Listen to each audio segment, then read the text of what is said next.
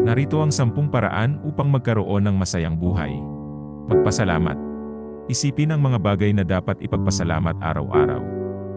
Makakatulong ito sa pag-imbibe ng positibong pananaw. Mag-ehersisyo.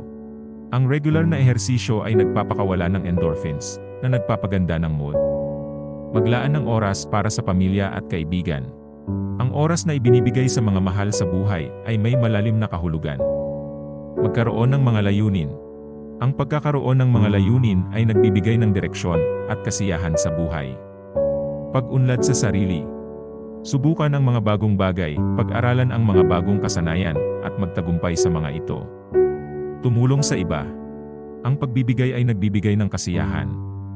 Mag-volunteer o tumulong sa mga nangangailangan. Magpahinga. Huwag kalimutang magpahinga.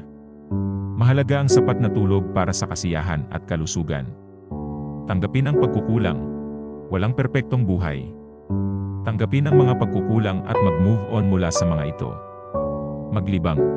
Makipaglaro, manood ng paboritong palabas, o gawin ang mga bagay na nagpapaligaya sa iyo. Mag-meditate. Ang pagmumuni-muni o pag-meditate ay makakatulong sa pagpapababa ng stress at pagpapalakas ng inner peace. Huwag kalimutan na ang kaligayahan ay personal at maaaring mag-iba-iba para sa bawat isa. Subukang balansehin ang mga aspeto ng buhay para makamit ang pangmatagalang kasiyahan.